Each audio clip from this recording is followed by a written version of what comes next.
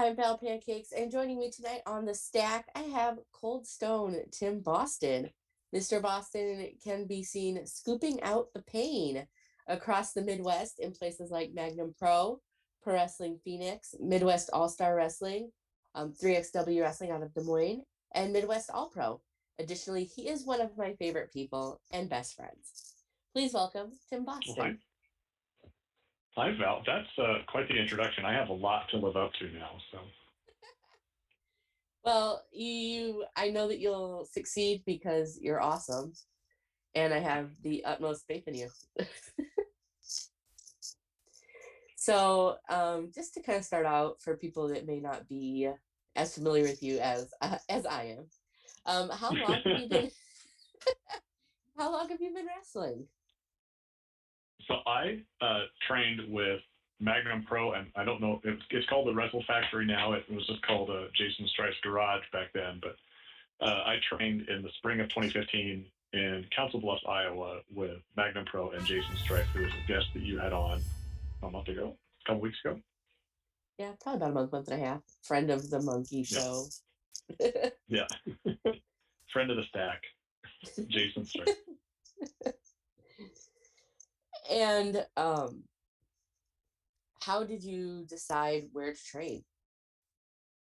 To train in the area that was really that's even to this day the Wrestle Factory is the only school in kind of the Omaha Council Bluffs area. There's a couple promotions that they'll be training, if you want to call it that, before their shows and stuff like that. But once a month is really not enough to kind of get you up and running to really learn the basics. To put anything together that's going to make you safe in the ring, that's going to make you an effective wrestler if you want to try to turn this into any sort of a career.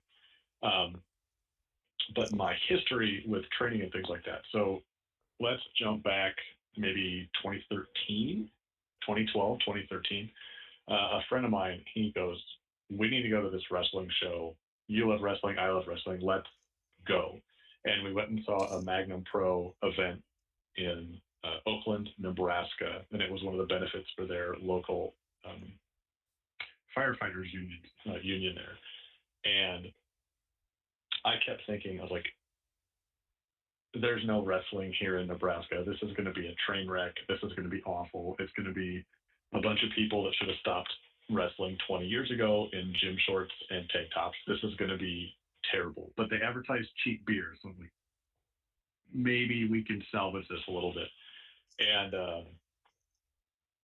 we actually get in there, and there looks like to be a standard run-of-the-mill professional wrestling ring.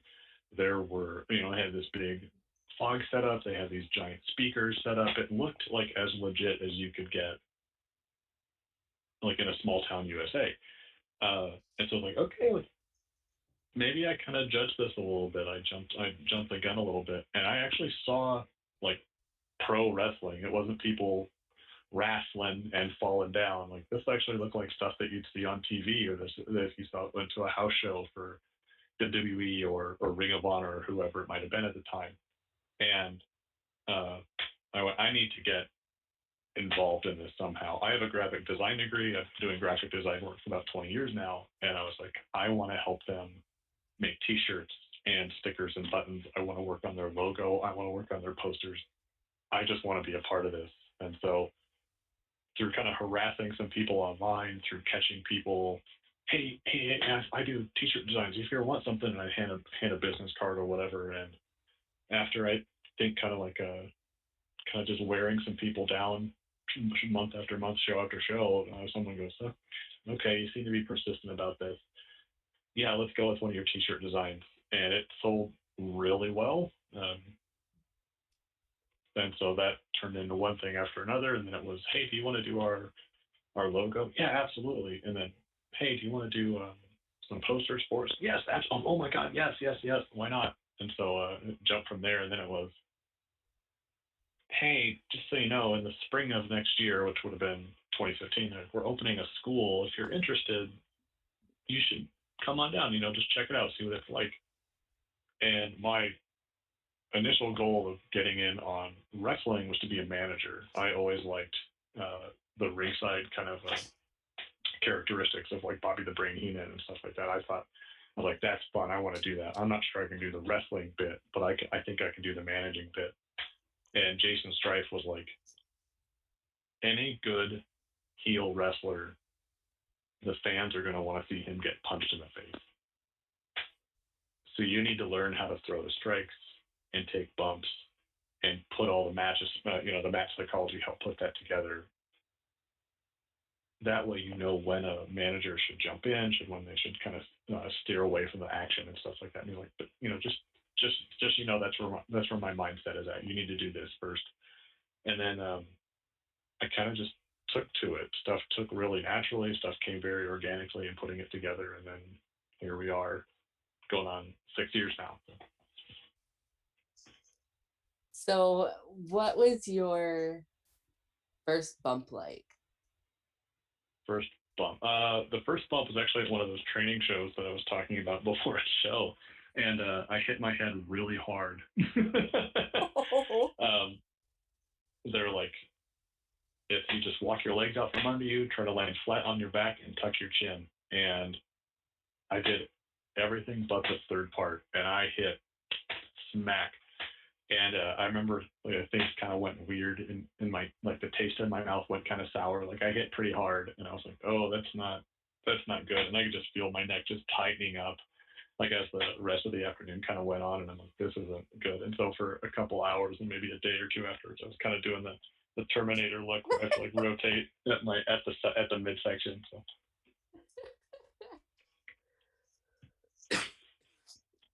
So, what was your first exposure to wrestling? Exposure. Okay. This was one of the questions that I thought of ahead of time. So I'm going to tell you a bunch of stories just to get to this one answer. So I apologize. Don't apologize. You could be my longest interview.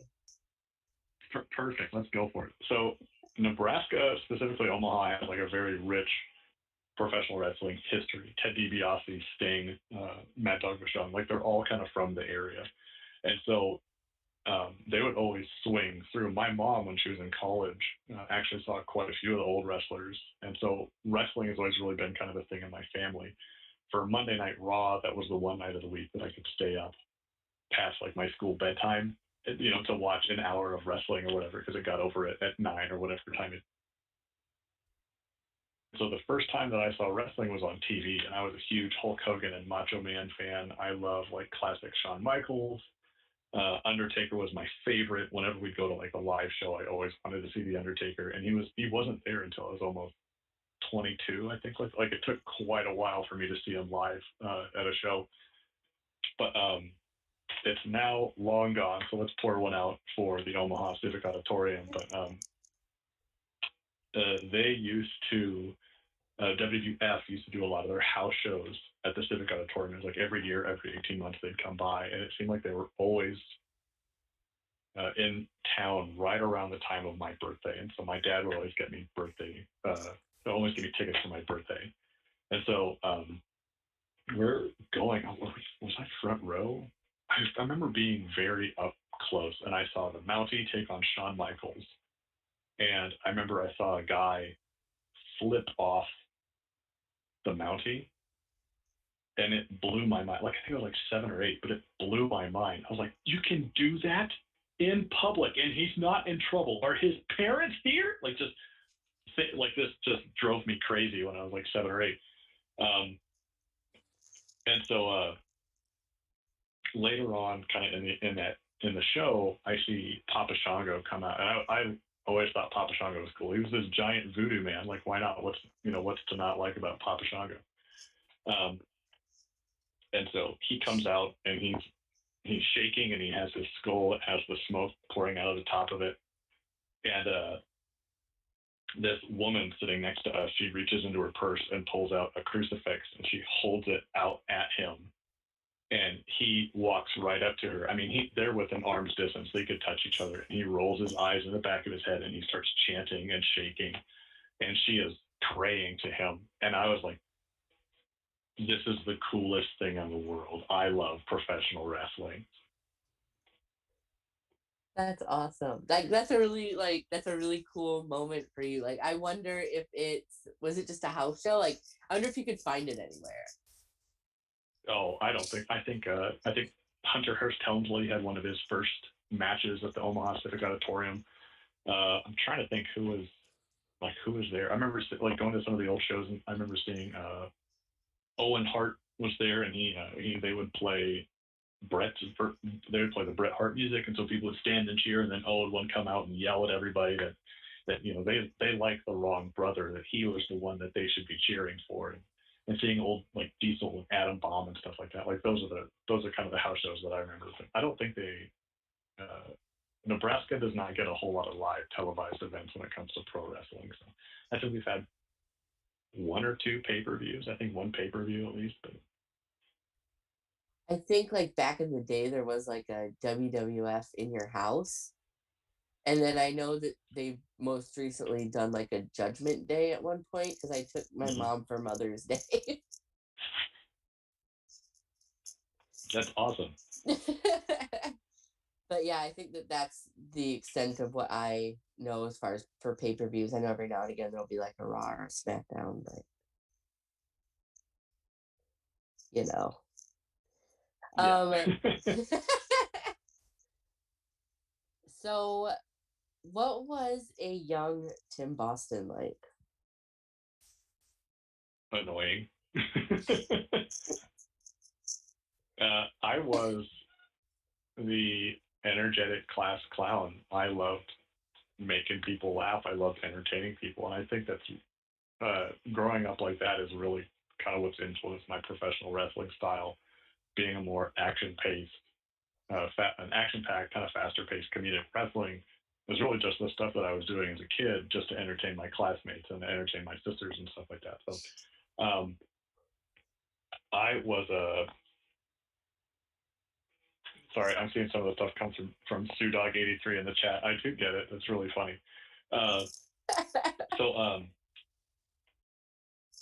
no, I was if I could get someone to laugh, if I can get kind of someone to like just like snicker and even just like groan, like roll their eyes at me, that was my drug. I loved it. I wasn't into sports, so I didn't play basketball or football or anything like that. I loved acting in front of people. I loved performing in front of people and stuff like that. So that 10-year-old Tim Boston was whatever he could do to get a laugh or to get a rise out of people.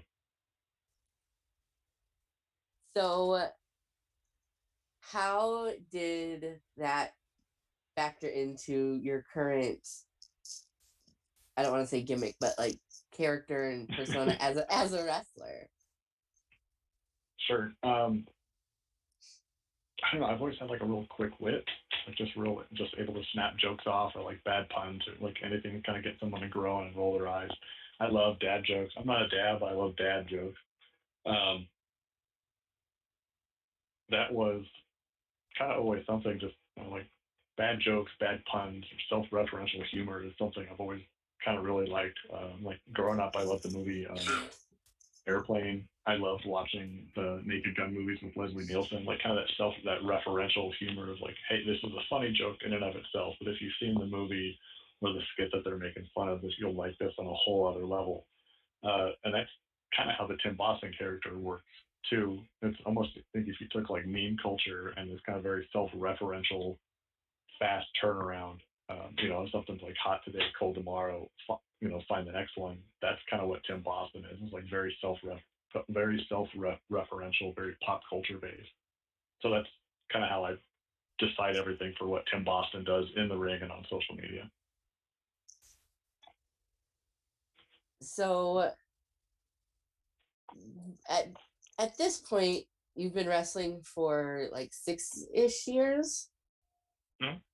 What would you say has been your greatest achievement in wrestling up to this point? And you can say like a title, or if you had like a really specific match or opponent. I haven't had my best match yet. There's matches that I like, but I haven't had my last one. I'd be happy with it. In I was on a podcast years ago, and one of the promoters from Party Hard Wrestling down in Mesa, Arizona, heard it and then messaged me, and he's like, "You sound like a perfect fit for us. We'd love to have you down." And I think I was like 2 years in, to pro wrestling. I was still kind of figuring it out, still putting all the pieces together. And I just looked it up on the map, and I'm like, that is 24 hours of driving. Like that's not even taking a break. That's not stopping somewhere to eat. That is 24 hours on the dot from Omaha, Nebraska to Mesa, Arizona.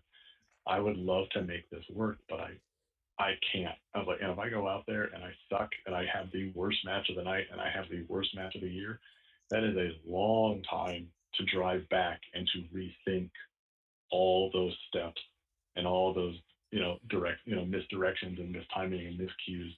That's a long time to think about that stuff. And so I was like, I'm like, give me a year. I'll get back to you in a year. I'll get back to you. And then one day we just connected again on Facebook and we kind of started talking and then it was like, oh, we started following each other on Instagram and so we're messaging each other back and forth. And I just went, hey, Ed, I don't know if this offer's still on the table, but are you know, what would be the options of me coming down and wrestling for Party Hard? And this was through Instagram, and they just got a response back about 5 minutes later that said, stop being weird, message me on Facebook like everybody else. So I was like, okay, well, it's not a no. So, okay, maybe there's something to this. And so we're just going back and forth. Me and Brandon, we're just kind of messaging back and forth. And he's like, well, what days do you want to come down? We've got openings in this month, this month, and this month. And I'm like, you know what? Let's end the year on a high note. Let's hit December of 2018. I think it was 2018. I want to make that happen. Let's do this. He's like, all right, sure. What do you want to do in pro wrestling? Where do you want to go? And so we just started talking about some of the companies that I had my eye on, some of the performers that I really wanted to work with or work against. And I've always been a big fan of Hood Slam and wrestling, pro wrestling out of California. And so Brandon was like, we've got Sheik, Anton Voorhees, and Serial Man coming up from California. Do you want to wrestle Serial Man? And I'm like, yes. Like I'm reading it over and over again. Like I'm getting this, right? Like there's no way. Do you want to wrestle Serial Man? I was like, yes, I want to wrestle Serial Man. Like I practically jammed my hand through through my phone screen trying to answer that question as emphatically as possible. So for me, one of my biggest achievements in wrestling is having kind of the guts to go out there and fail. It's you can really kind of get in your own head very easily and very quickly, and you're like, everyone's staring at me. I don't want to be the worst match on the show. I don't want to be the cigarette break or the bathroom break or the, hey, now's a good time to go get a drink. That drove me crazy for a long time. I'm finally starting to put together kind of some matches that I'm confident that people are paying attention to, and it's really starting to get some attention and some traction here and there. But kind of one of the big kind of achievements that I've had in wrestling is flying down to Arizona, wrestling a complete stranger in front of a crowd of strangers, having probably one of the top 3 matches that night, making a whole lot of new friends, and then coming back. Like it was kind of cool. That was such an out of the element thing for me. But so that's another one was getting to wrestle one of the names that I've looked up to for a long time in Minnesota wrestling and kind of Midwest wrestling for like the last 15 or so years. Ryan Cruz has been kind of one of those top names. He's really established what independent Midwest professional wrestling is. And so in the spring of 2019, I was able to go up to Minnesota and wrestle him and just had a real bang every match, a lot of fun. We both kind of work a real fast-paced, hard-hitting comedic style. We made the photographer laughed so hard her mascara ran and she couldn't take any more photos of us, and she yelled at us during the match. She's like, damn, you guys, you're making me laugh so hard. Like, and so that's kind of that's up there. That's top 3 for me, that experience.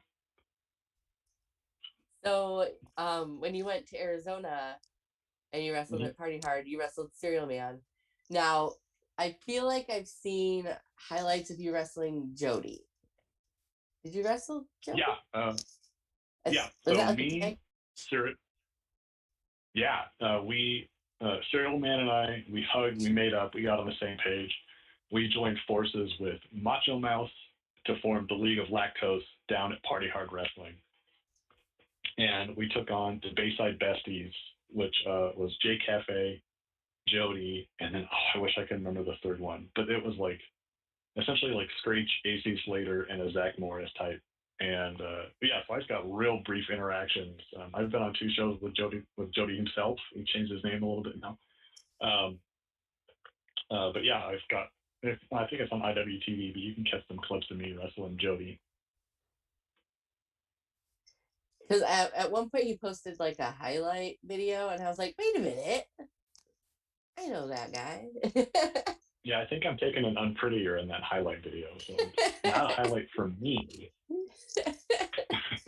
But it's good to see the Midwest talent getting out and doing anything, because I feel like that doesn't always occur here. Yeah, that was for kind of my day to day. Unfortunately, I do have to travel from time to time, and so I'll go to industry events all over for design work and illustration work. And I was talking to someone, and they're like, "Where are you from?" And I'm like, "I'm in San Diego, California." And they're like, "Where are you from?" I'm like, "Omaha, Nebraska." And they're like, "Nebraska?" Like they couldn't place it. And I'm like, "Yeah, it's smack dab in the middle of the country." And he goes, "It's purple." And I'm like, "Yeah, on a map it is. It's probably purple, but it's not really purple. It's a lot of like grays and wheat colors. But yeah, yes, right in the middle of the country." Grays and wheat colors. That's a way to describe it. Yeah, that's fairly accurate. So, what would you say has been your greatest obstacle that you've overcome in wrestling to this point? I kind of talked about this a little bit about flying down to Arizona, but just it's really easy to kind of get in your own way and to sabotage your own success. Just go for it. Like if I had to give advice to myself 5 years ago, 10 years ago, 15 years ago, I would say just go for it. If there's a company you want to work for, reach out to them, get in contact. Some people say like the worst thing they can say is no. You can't get fired from a job you don't have. So why are you sweating reaching out to somebody or trying to make contact with somebody? So, when you travel, what Mm-hmm. do you listen to? Do you have like road music or podcasts that you would recommend? Yeah. So usually when I'm driving somewhere, like last year, so I pride myself on my wrestling gear. I think I have really creative, unique gear. And one of my favorite sets of wrestling gear that I've only worn in public once was my SpongeBob set of gear. So the trunks look like SpongeBob's clothes, and then I have long white socks and knee pad covers that look like SpongeBob's long white socks.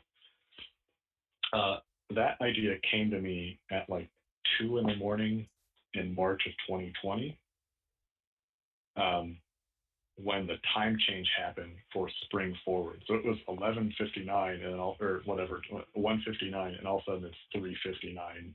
Whatever time it changes.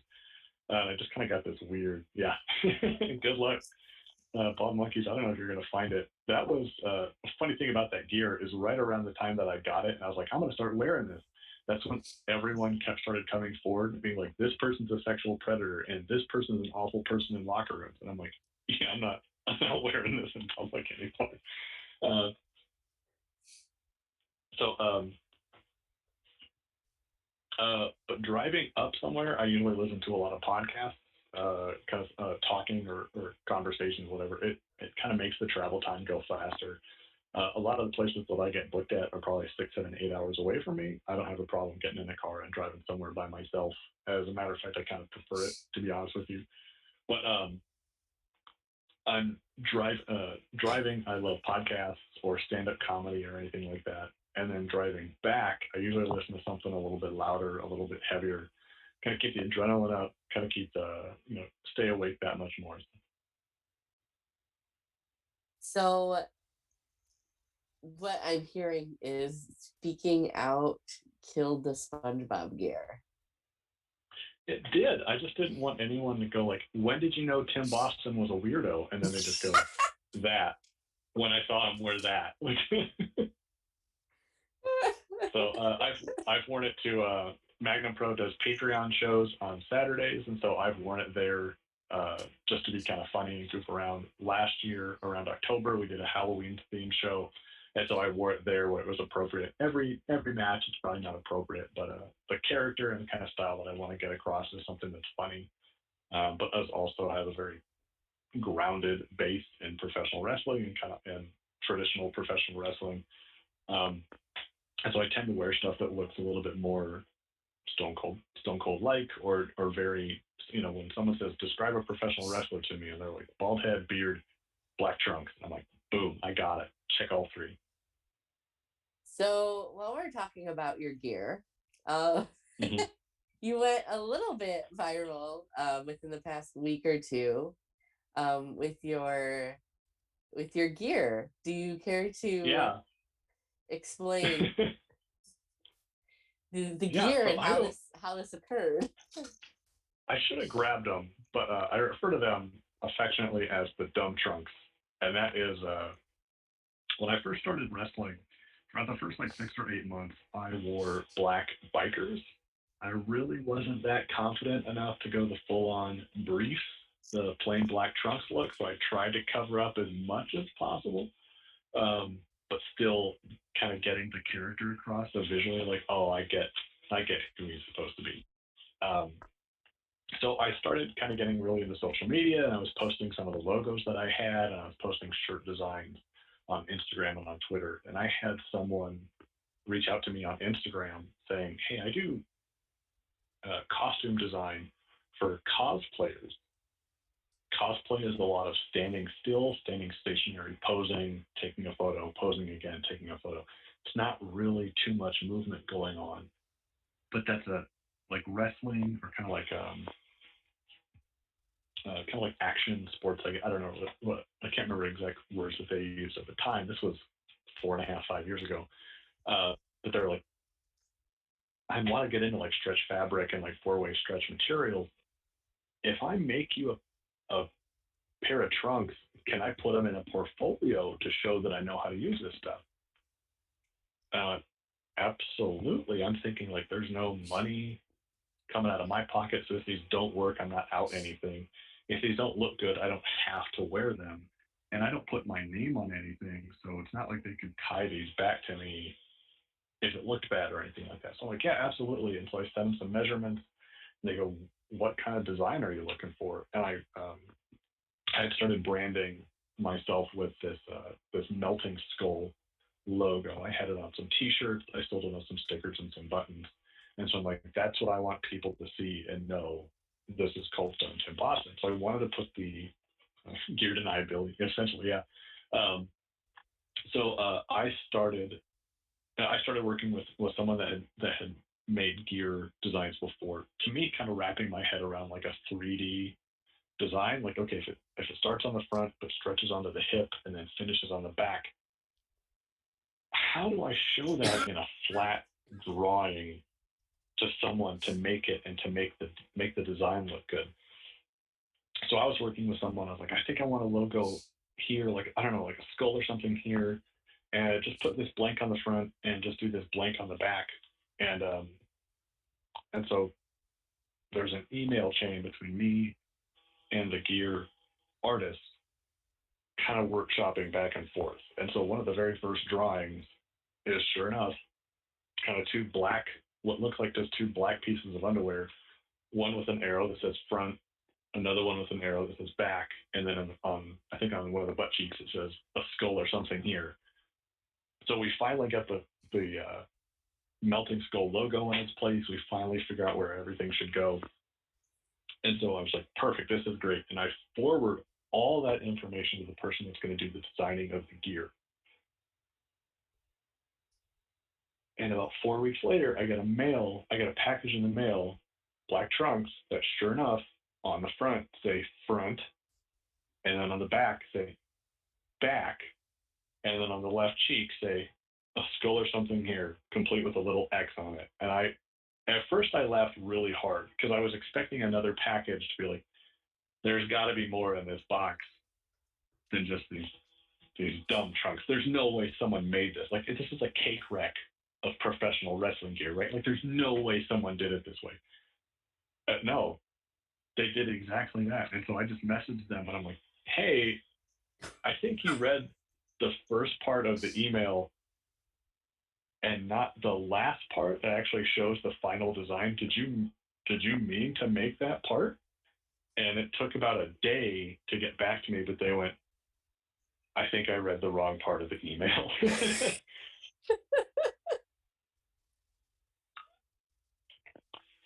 So I think, yeah, it's popped up there right now, but all the pictures that have been shown of me being on the show, there's my black trunks that say front on it. You can see it right then and there.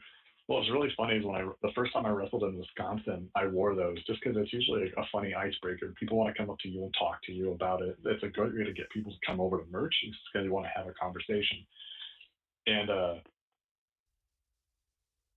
I'm standing there in the ring. I'm kind of stretching, and this lady just goes, "You got those on backwards?" And I had to look down and look at them. But it's like, no, they say front on the front. And she just laughed. She thought it was so funny that I even had to look down. I dress myself. Why would I think they're on backwards?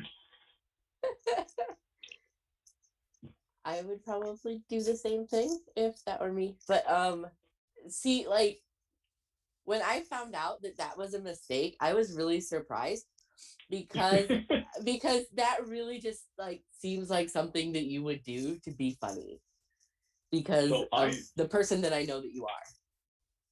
I wish that I had that level of creativity that I could just turn that on. I'd make dumb jokes. In the chat, Stu Dog, I photoshopped his forehead to be about 5 or 6 inches taller on a poster.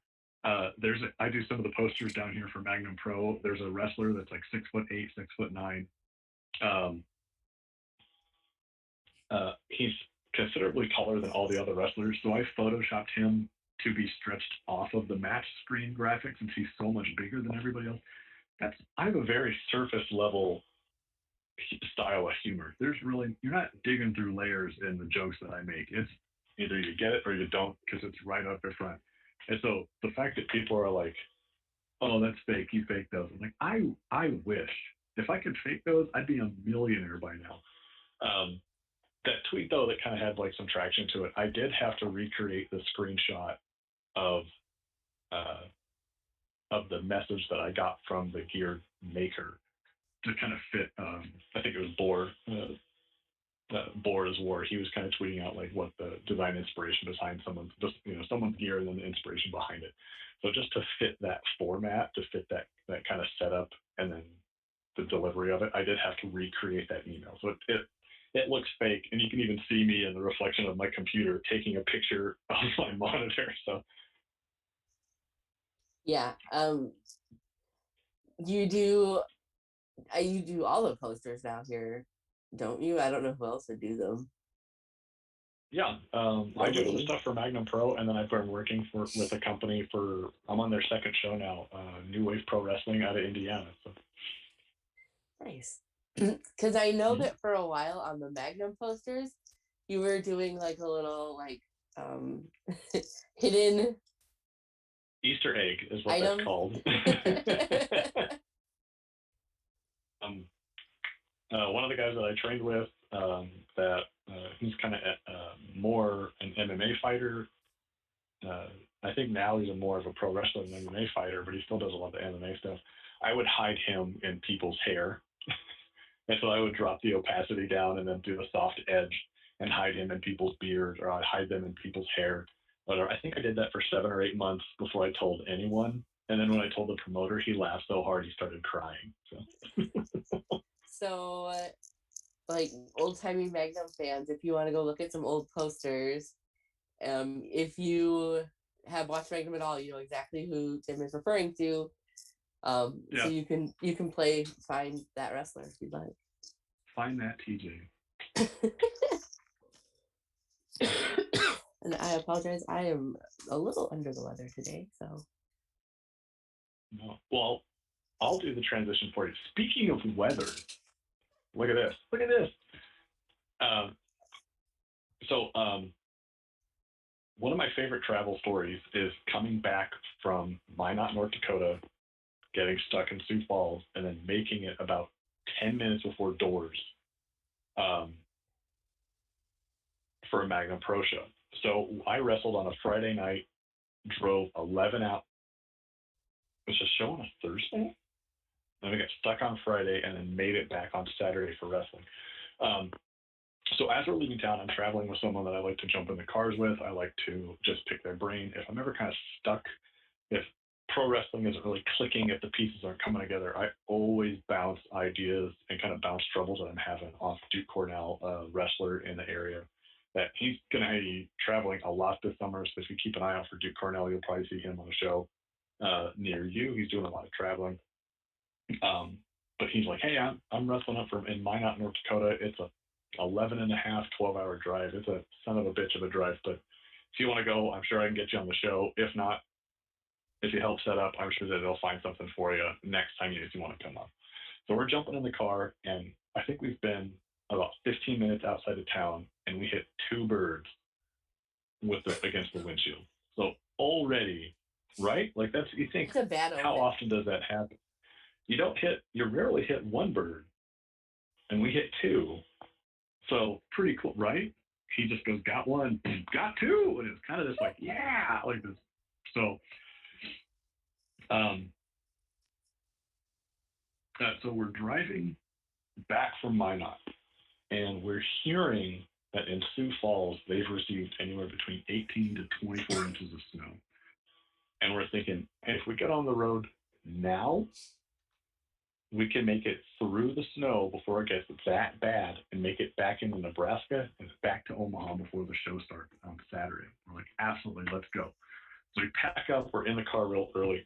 By the time we get to Sioux Falls, it had snowed maybe a foot, if not a little bit more, and they had started shutting off all the entrances and exits on the interstate. So not only can we not get to anything, nobody can get on. So if we were to drive into the ditch, nobody can get onto the interstate to come pull us out. So eventually we had to drive, like wiggle through these cones and wiggle through the arms to get off the interstate and on the highway and then back to a gas station. And so we're taking these side highways because we thought they'd be a little bit safer in the event if we did get stuck in the snow or if we did get go into a ditch, it'd be a little bit safer. People would be able to get to us. So Duke and I were talking about anything and everything, kind of just past the time. We're watching the clock, we're watching the speedometer of the car, and it was like it was a very fuel efficient car, so it was built like a roller skate. If we would have got a hard breeze, we probably would have flown off into the next county. But we're driving very slow, and we're just talking about anything. So I'm asking Duke, like, what's your mindset? You're getting ready to go through the curtain. What do you play through in the back of your head that gives you this confidence? Duke always comes out, slaps his chest 3 times. Who's the man? That's his battle cry. And he goes, I think back to the time when the entire gym looked at me when I was deadlifting. He goes, I deadlifted close to 600 pounds. And he goes, every eye was on me when I put that weight down. And he's like, that's a great feeling, because if you're in a gym and you're impressing people, you're moving a lot of weight. So he's like, I know that if I have that playing in the back of my head, I can run through a brick wall. I'm unstoppable. I'm like, that's awesome. That's great. So as he's kind of getting done telling me this story, we start to swerve through the snow and then just get high centered. We've now moved out of the tracks of snow and we're kind of in the middle of the road. And so I get out to see maybe I can dig us out a little bit. Maybe I can move some stuff out of the way and we can kind of make traction with the street again. And after about 10 minutes of not going anywhere, eventually we see this Chrysler Town and Country. It was like a reverse mirage. We weren't in the desert dying of thirst. We were in the snow hoping for warmth. Like that's kind of where we were at. So this maroon Chrysler Town and Country kind of comes out of the distance and pulls up right next to us. He goes, hey, are you guys stuck? Which is kind of a stupid question. Like, why else would we be sitting in the middle of the road? So he's like, well, just a second, I'll back up. And so he pulls behind us, and now it's 2 cars sitting right in front of each other, back bumper to back bumper in the middle of the road. And he walks over to the passenger side, and he's talking to me. and talking to Duke, who's driving. And he goes, all right, what I'm going to do, he's like, I've got some gym bags. I've got some stuff in the van. He's like, what I'm going to do is I'm going to push the van up to your car. I want you to slide the gym bags in between our car, and I will just push you free. The gym bags will make sure I don't scratch up your car. I'm like, that's a really good idea. So Duke Cornell just got done talking about this 600-pound deadlift that he has. He sounds super strong. I can't do 600 pounds of anything. And he does one lift at 600 pounds. The dude's strong as hell. So the guy looks in the car and he goes, sir, do you have a driver's license? And he points to Duke. And I'm thinking, he's driving the car. Of course he has a driver's license. And then he looks at me and he goes, sir, do you have a driver's license? Yeah. And he goes, okay, because I don't. So if anybody comes over and pulls us over and wants to see what we're doing, he's like, you were driving the car. I was in the passenger seat. He's been in this car the whole time. All right? All right, let's do this. So we back away. And sure enough, he pushes us about 10 feet. We were able to kind of get back on track, drive through the snow. The rest of the trip happened without a hitch. But it was just so funny. Do you have a driver's license? Do you have a driver's license? Because I don't. Anyway, let's go driving. So he got us to the edge of town. We saw him kind of pull a Yui in the street and then drive back. So I don't know where this snow angel came from, and I don't know where he's went, but I appreciate him. Have you ever attempted to figure out where he was from or who he is? Or are you just better off not knowing? You know what? It was a lucky day. I think we have some spirits looking down on us. I'm not going to question it. I'm just going to go with it. I do have one of the companies I wrestle for quite a bit. Not so much recently, but when I first got started in wrestling, I would go to Midwest All Pro out of Sioux Falls. I've told quite a few people that story, and they go, "Oh yeah, that's something people in Sioux Falls do all the time." Literally, I think in the Midwest, there's tornadoes, and people are like, "Hey, tornadoes!" and they'll go and they'll stand on their porch and they'll watch the clouds turn colors, and they'll kind of watch the wind start to move things. In Sioux Falls, they help people get stuck out of the snow. So I wonder if he has a tally of how many people he's helped, or what if you'd have said no, we don't have driver's licenses, and he'd just been like, you're on your own, kid, or he could have killed you. Yeah, I don't know. I think we got lucky on that one. But no, it was just kind of crazy. It was a very surreal moment. Sure. And then he got us out. He got us out of the snow, and off we went, and we made it to the show on time. We did kind of a quick sink shower. We kind of just wash what you can splash some water in, made sure we got changed and ready to go, and wrestled the show that night and had a lot of fun. So do you have any other really good memorable road stories? Memorable road stories. I'm trying to think. There's a lot that are done that I drive by myself. In 2019 and into 2020, before things kind of started to shut down, I was in Minnesota, driving anywhere from 6 to 9 hours, two or three times a month for 8 months in a row. And unfortunately, there were sometimes I couldn't get anyone to come with me. I made it into Wisconsin, and I was like, I'm going to get Tim Hortons. I've heard about this stuff for years. I'm going to get Tim Hortons. And then we get there. They were all closed. Apparently, there was a huge licensing disagreement, and they closed all the Tim Hortons. So, didn't have Tim Hortons, didn't have Timbits. I will one day. In 5 years, let's do a follow-up story. And you're like, what's your greatest wrestling achievement? And they're like,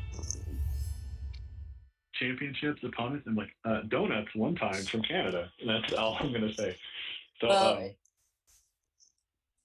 Timbits sound appropriate for Tim Boston.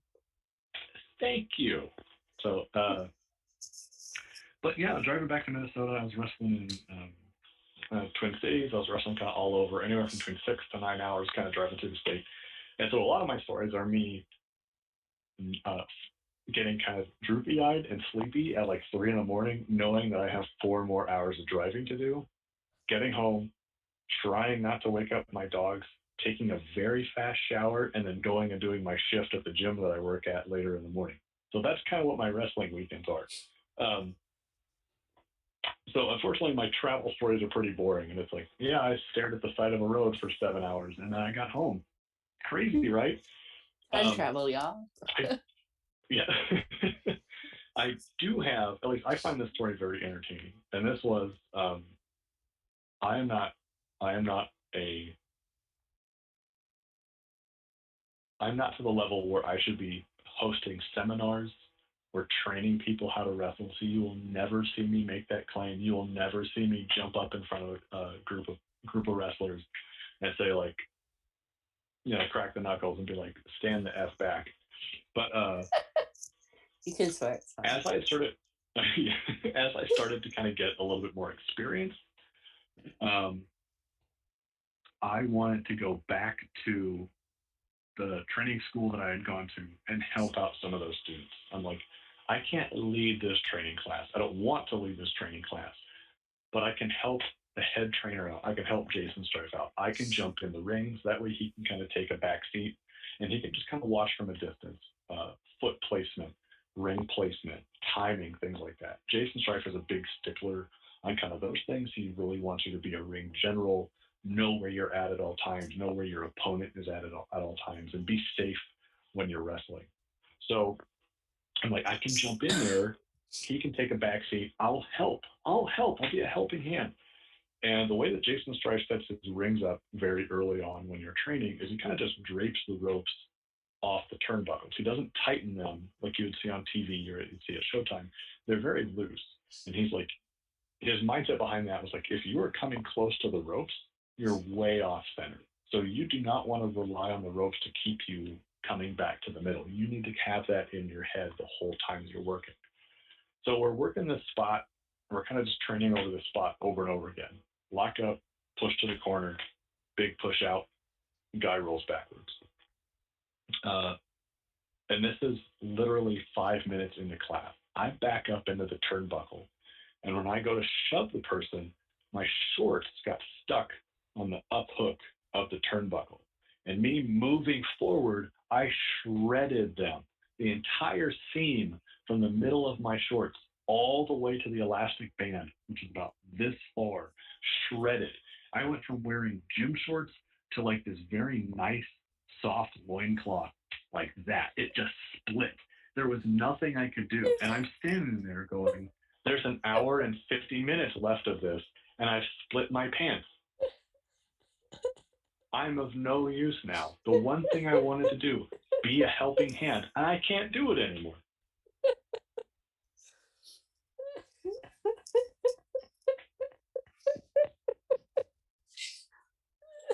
So how did you rectify the situation? I told Val lost it. We joked because Strife saw what happened, and I'm surprised he didn't just laugh at me. Just go, get out of the ring, go home. Like, but he's very good at like realizing, like, you big dummy, I can't believe you just did that. So he just goes like this. He just calls this move to me, and I went, I think it was Nicky Set. He now wrestles as Nicky Set, but I went, Nick, do a sunset flip. And so I leaned down and he jumps over me, and essentially he just kind of drove his face next to my now exposed butt cheeks in training. So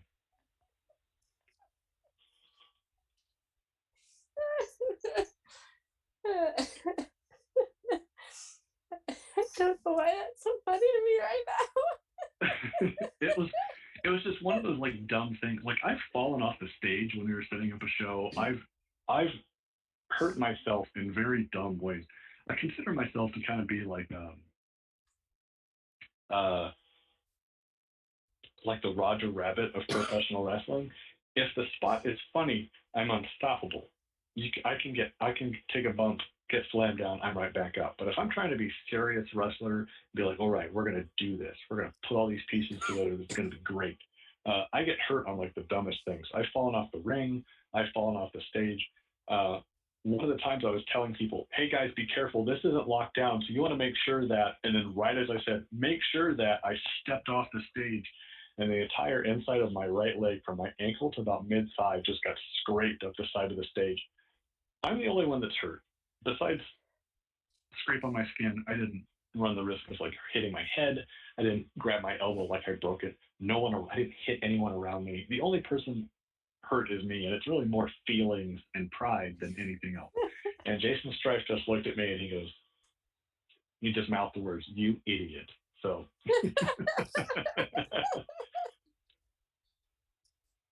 That sounds like something Strife would do. yeah. Oh, okay. So I got to go back to this. Ooh. I teased that I was going to talk about all these things, and then I forgot. You get me talking, you start laughing and giggling like a crazy person, and then I forget. So okay, a crazy person. So let's see. We talked about Papa Shango. We talked about how annoying I was at 10 years old. Drove around with strangers at Sioux Falls in a snowstorm. Chicken wearing pants. This is one of my favorite stories.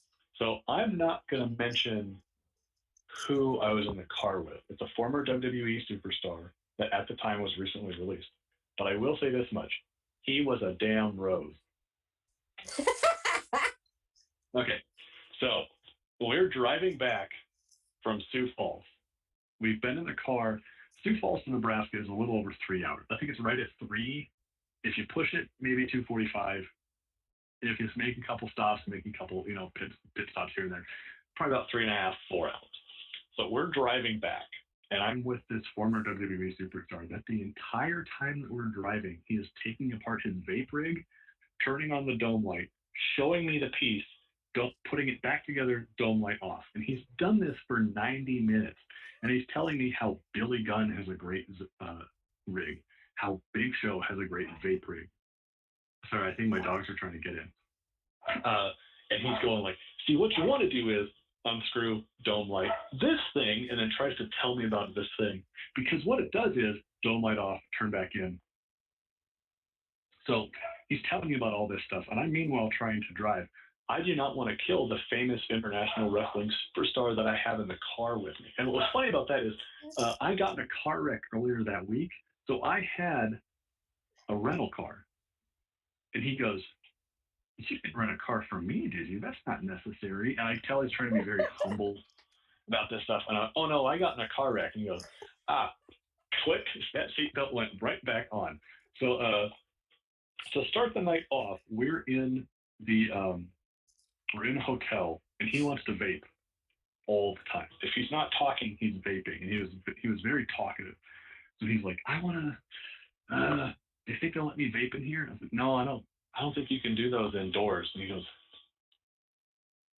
maybe I'll just go sit in a corner. Let's just go sit in a corner. And so we're in the corner of this hotel restaurant, and he's thinking, as long as I just keep kind of blowing the smoke down my jacket, no one's going to be the wiser, right? No one's going to catch on to this story. So he orders a double vodka and Coke, and they brought him a double vodka and juice. But he had drank half of it, realized it wasn't Coke, and said, oh, hey, can I get this drink fixed? Can I get this fixed? And they go, absolutely, we're so sorry. So they bring him a double vodka and juice. So he's already had 3 shots of vodka by this point in like a 10-minute span. He's been vaping like it's a chimney, like it is going out of style. And so the bartender eventually comes over and he goes, fellas, I hate to break the bad news to you, but I can't have you doing that in here. You're sitting right underneath our smoke alarm. And sure enough, we turn up, there's the smoke alarm like 6 feet above our head. So he goes, well, I just ordered another drink. If I can get that to go, we'll leave right now. Which I didn't think at the time, like when the pandemic really got heavy, there were bars and restaurants that were giving like margaritas and stuff like that to go. Like you could get those to go containers. This is 2017, I think. Like you couldn't get alcohol to go, and were you in South Dakota? We were. Is that a thing? Okay. Oh, my parents owned a bar for 15 years in a small town. There are lots of to-go drinks. There's a lot to-go drinks. Okay. So the guy is looking at us, and I think he was so concerned that we were going to set off a smoke alarm. He goes, "Yeah, I'll get a to-go glass for you." And sure enough, it was like a kid's sippy cup full of vodka and juice. So now we're on the road. We're driving back. We've been on the road for about an hour and a half, and my passenger starts to see signs for Council Bluffs, Omaha, Lincoln. He's starting to see some big names, starting to see some big cities. And he goes, "Omaha, that's where we're headed, right?"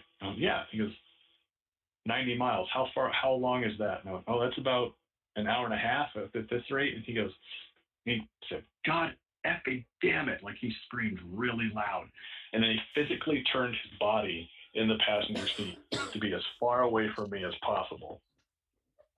And yeah, I'm squeezing my arm real hard. So if this comes off cool on the camera, let me know. So he's sitting there. He's turned his he has like one cheek in this chair to get as physically as far away from me because I was the bearer of bad news about how distance works. He now goes. I hear him mumble something under his breath, and he goes, "Chicken on his pants."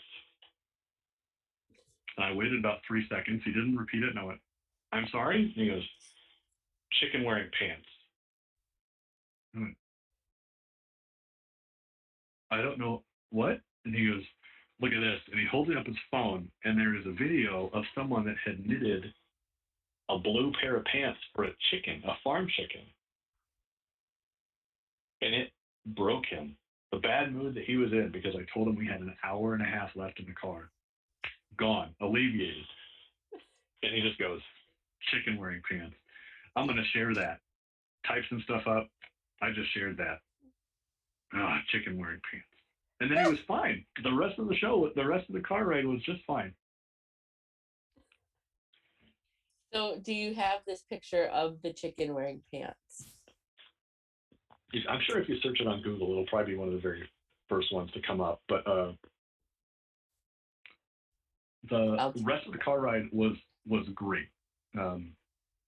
He wasn't always talking about vaping machines and stuff like that. We were talking about the pro wrestling scene in his home country. We talked about how people know the Guerrero family from Mexico. They know the Hart family from Canada. We know that there's vastly different styles, that there's kind of this melting pot in North America due to WCW, of this melting pot of professional wrestling styles. What's the pro wrestling style from your home country? And he kind of talked about that and talked about some of the stuff that he wanted to do now that he was on the Indies. The rest of the car ride was a very educational experience, but it was just like those real tight 7 or 8 minutes that were very hot and very quiet and involved a chicken wearing pants. So next time I'm ever in a position where I feel like maybe somebody is a little upset, I'm just gonna be like, "But have you seen this picture of a chicken wearing pants?" Yeah, it's like, I know you're probably a little hot, but I can you like alleviate pants, that. you like chickens. Found. There we go. Bald monkeys on Twitch. They found it. So there it is. Those look comfy too. So, I don't know. They're like sweatpants. So they're like, I assumed like in my head I saw like crocheted pants, but not the case. To me, they kind of look like loungewear. Maybe some joggers. Maybe there's another piece of this outfit that made the chicken look like a Russian gangster, a Russian mob. Did the chicken pants have juicy on the ass? I don't think so. I just see the side profile. If the bald monkeys can go ahead and just maybe tweet that out, that may be a real delight. There you go. And just with no context, just the picture, no context. Yep. 20 likes at least. For sure. A lot of chickens wearing trackers. There you go. So while you're on the road and you're taking all these trips to these exotic faraway places like Minot, North Dakota, what are some of your favorite road snacks? So on the way to a show, I try to stay well hydrated. I try to eat almost like a small child. Well, like whatever I can grab my hand on. That beef jerky, kind of stuff like that, high protein snacks, kind of stuff like that, protein bars, something that's easy to eat while you're driving. Um, on the way back, this is an entirely different story. I eat like I am a kid in a candy store. Like I eat like you gave a 9-year-old $100 and said go to town. Like I eat anything. Roller dogs coming with me. Those wrapped little tornado things, mine. And if they're 2 for 3, I may be vibrating like a crackhead, but I am going to be eating one on the way home. So there is the any candy you can get at the grocery store at gas stations is like 2 for 3. Those little cherry sours, those are mine. Circus peanuts, big fan, and Mountain Dew. Okay. So I rock with 2 or 3 of those. Yeah. Circus peanuts. See? Circus peanuts. Right. Circus. Are you sure about this? Is that your final answer? I only want them when I'm driving home from a place. I don't want them any other time. But there is something about it, Red, and it's like the McRib. Every year when it comes back, I'm like, damn right. I don't want to eat one. I'm just happy to see that it's back. I'm happy that there's a little bit of continuity, that there's some structure in this crazy world, and the McRib is that for me. Circus peanuts are the same way. I'm going home. I just need something to tell me that I'm going to get home. 99-cent circus peanuts. That does the job every time. So, like, I know that you and I we talk about candy extensively. Mm-hmm. It's one of the things that we built our friendship upon. Yeah. But the circus peanuts, I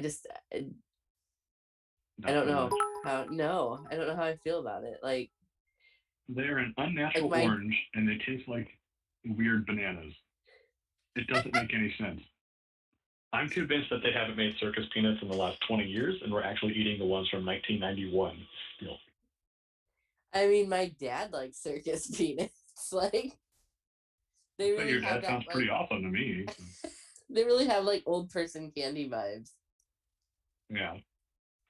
But I mean, I occasionally like other much contested candies, so I will let you have those. Thanks. I'm a big handful of candy corn around Halloween kind of gal, and we have discussed before. I need just one singular peep at Easter, just one. Yeah, and that's the only time. If you put peeps around Christmas time, I would hate it. But there's something about Easter where it's like, you know what? I think just one. I just need to remind myself that these aren't very good, and then I'll be fine for the other 365 days. Exactly it. You just need to have just one, and then just be like, "You're right. This is all I needed." Yeah. It's a seasonal thing. What is your favorite city? Moving right along, because as you and I could talk candy for hours, probably. We could. Because you're like a gummy candy guy, right? I'm a blank, like insert word, candy guy. I like candy bars. I like chocolate. I like Sour Patch Kids, which I just want to say, Val, the snacks that you had in the green room for this interview, top tier. Thank you. I believe I'll eat. I was gonna say, I believe I gave I'll you eat candy. a bag of candy. We just do it again. I'm done. All you. No, I like Sour Patch Kids. Anything that you can kind of grab a lot of and get a lot of different flavors, I'm a fan of.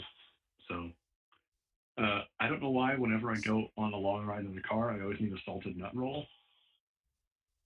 Like I don't really want to eat one any other time, but it's you know what? I'm going to be in the car for 3 hours. Peanuts and marshmallow and stuff. I need this. Yeah, I like a salted nut roll on occasion. Mm-hmm. What are your top 5 candy bars? Top 5 candy bars? Yeah. Whatchamacallit has to be number 1. Salted nut roll, Snickers almond, and then Ooh, that fifth spot. See, there's so many options now. I don't know if I can just nail this down.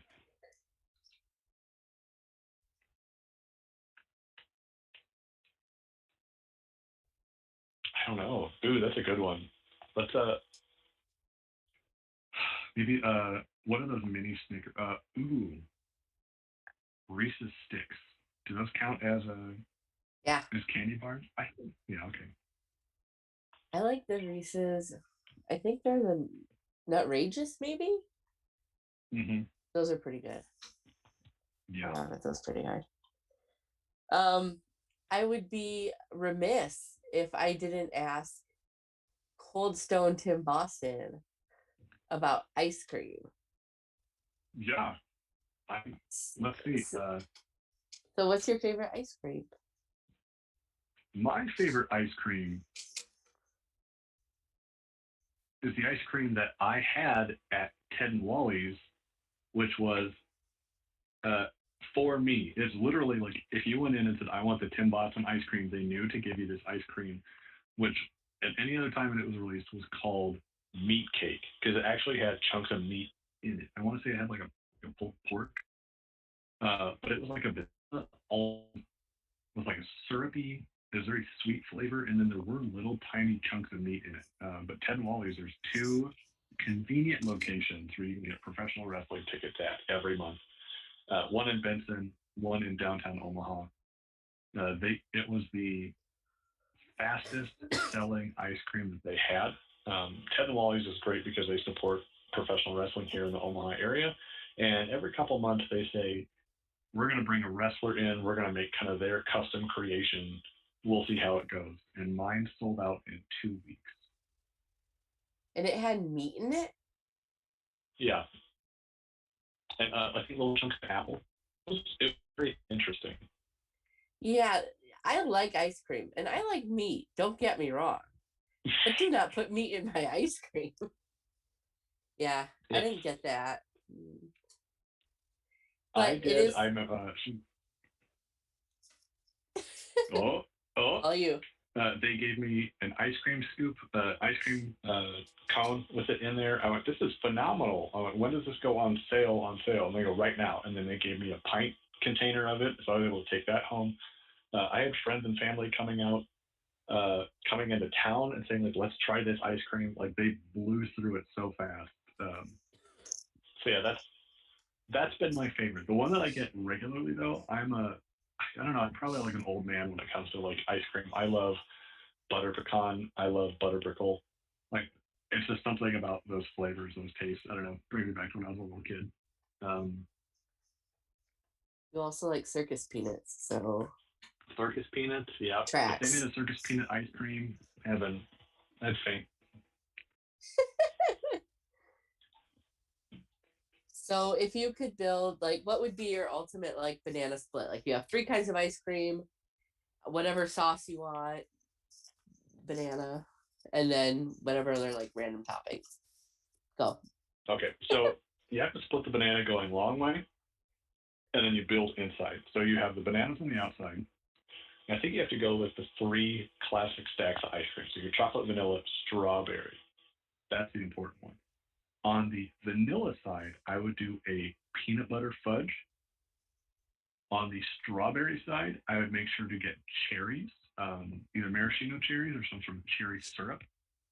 On the chocolate, you got to go with fudge. I think that chocolate is underrated. I think people are like too much of the same. No, we're doubling up this time. And then what would you put like sprinkles or candy pieces or whipped cream? See, I'm How would not a you fan of top this bad candy boy off? on cold. See, a lot of candy that people want to put in ice cream, it tends to get very hard.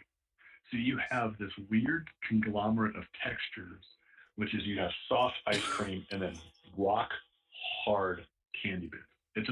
It's hard to chew. It's weird to eat. But I think you go with sprinkles. I think you do a mixture of rainbow sprinkles and chocolate sprinkles. I think you gotta mix them together. Fair enough. So everyone should buy you circus peanuts then and bring them to shows for you. it'll probably take me the rest of the year to eat them. But yeah, I would not turn them away. I will actively trade people at merch. I've got shirts to sell. I've got stickers and buttons and all that stuff. You bring me some circus peanuts, you're walking away with a wristband that says powered by ice cream. You're walking away with a pin that says cryonic redneck on it. You're getting a sticker. You're getting a magnet that looks like a giant ice cream scoop, which, based off that one, So bring Tim Boston circus peanuts.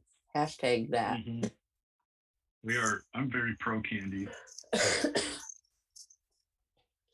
So, what is your favorite? Did I ask you what your favorite city to wrestle in is?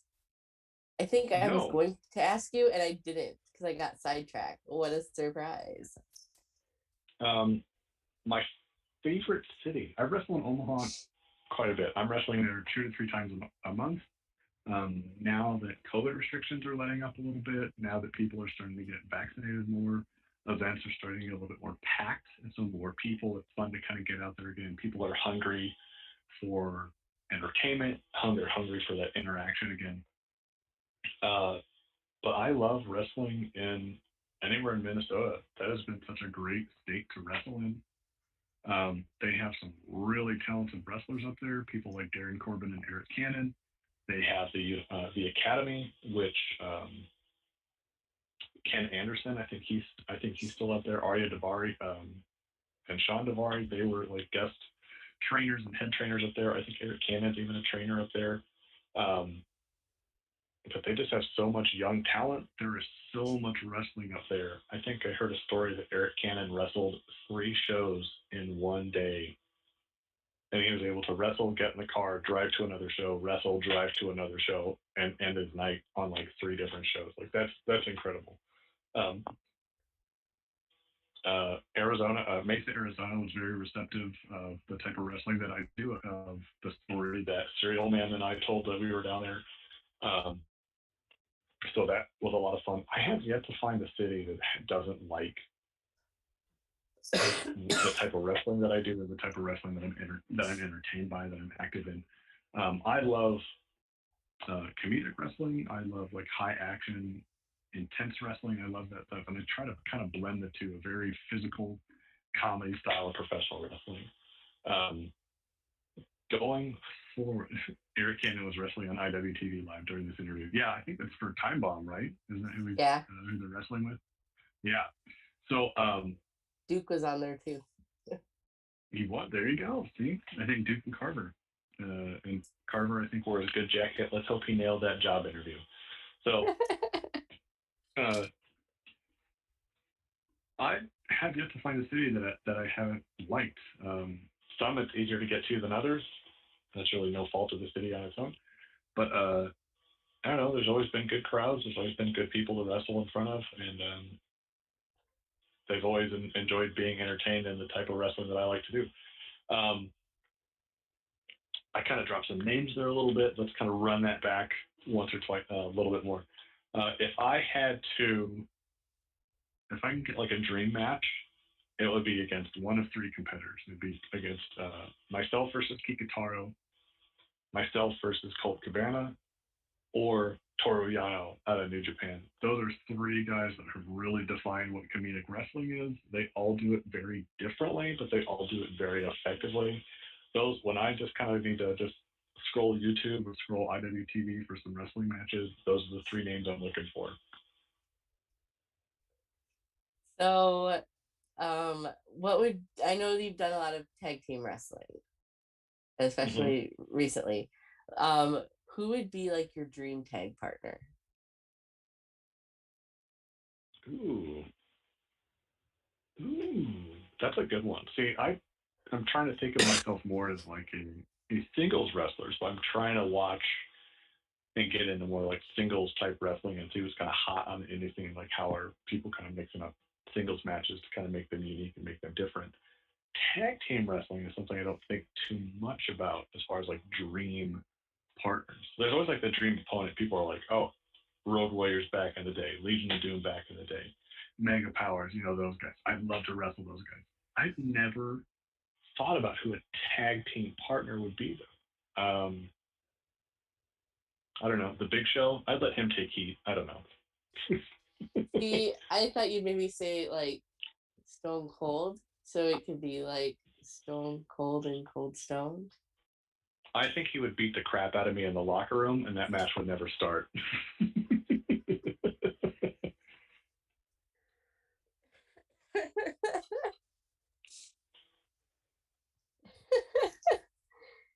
So, what is your favorite move to take, and what is your favorite move to give? um, Whenever I can, I always want to take spine busters from people. I love popping up on someone's shoulders, getting the eyes real big, and then hitting that mat and selling it like I was hit by a car. I love that. That is my thing. Uh, Favorite move to give though. Um, Hurricane used to do this move, and I've tried to work it a little bit more in, kind of put a spin on it. Not a whole lot of people do it. It's kind of like duck under neck breaker. That's probably one of my favorites, just because it's so different than from what everyone else does. I use that. Pro Wrestling Phoenix is a different move, a different move set, a different character than than the Cold Stone Tim Boston character. I'm part of a tag team there. I work primarily as a heel at that company, and so I do a much different move set than what I do at Magnum Pro or Party Hard or whatever it might be. But yeah, he did this one move. He would kind of trap people's arms, almost like the Al Snow trapping headbutts, except he puts his head on their chest, spins around in the way that they pivot. It's right up neck breaker. It's really cool. It's one of my favorite moves to do, just because you don't see anything like it. It's so unique. So, do you have any pre-match rituals? Is there something that you do every time before you come out, or like do you always wear the same pair of socks? Like, I don't know.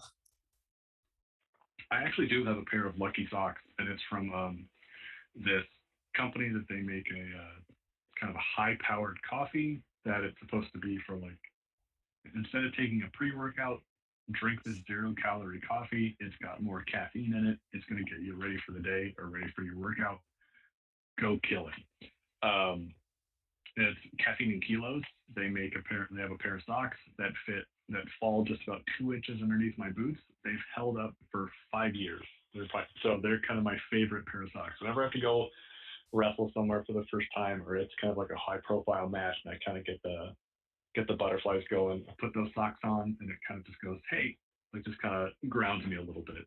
It's like in Die Hard when he takes his shoes off. He grounds himself in the hotel. It helps him feel at home because he can feel the carpet on his toes. That's kind of the reverse for me. I put something on my feet, but whatever. So, what? And we were kind of talking about this before we hopped on air. So, um, you inspired me to ask because it was so funny. What are some of the weirdest requests you've gotten as a wrestler, either from fans or randomly on social media? Stuff that you can talk about, nothing like that you don't like out anybody or whatever. Oh, um, so I shared a picture that I got some new wrestling boots a couple years ago, and I post a picture. I say, "Cool, new wrestling boots. Can't wait to break these in." And the next day, I had about 4 spam messages from people wanting, "Hey, if I send you money, can you cut a promo tying your boots, telling me that I'm not good enough to be in the locker room with you, that I need to get out of you, that I need to get away from you, that I'm call me bootlicker," like, and I'm like, "Oh, that's a little strange." Like, not not shaming, just not my thing. Just a little strange. I had someone on Instagram message me if I would meet them somewhere to give them a wedgie.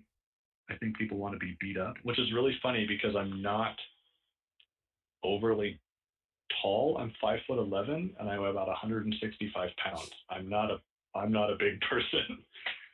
So to think that I could overpower them or something is kind of strange. Um,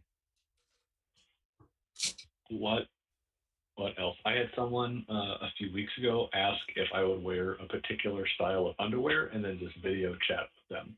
They claimed that they would give me $1,000, and when I said I want half up front, otherwise I'm not doing anything, they stopped talking to me altogether. So I'm gonna go out on a limb and say they didn't have $1,000, or maybe they're getting it right now. I don't know. I'll have to check my messages when we're done here. Get it where you can. That's the thing that's kind of been about professional wrestling is the fandom is very unique. It casts a very wide net, and I wasn't familiar with like the custom scene or people wanting custom matches, especially from male wrestlers. I thought that was more of like a female centric industry, like the custom style matches. Because I've seen people that on Twitter advertise with their custom matches. Hey, tell me the moves you want to see. Tell me the scenarios you want to put together. Pay for it here, and this company helps me film it. And it's very presented very casually. Like, oh, this is what I'm doing on Friday. Let me know what you want. And it's just that conversation is very casual and natural. So for me, I'm not famous. I have no cash. The fans that see me only see me at wrestling shows. I've never been recognized outside of wrestling shows. And so the fact that I have people messaging me going like, "Hey, can you cut a promo on me wearing your wrestling boots, or can you meet me somewhere and give me a wedgie?" It's like, I think you have the wrong account. I'm not that. I'm not famous at all.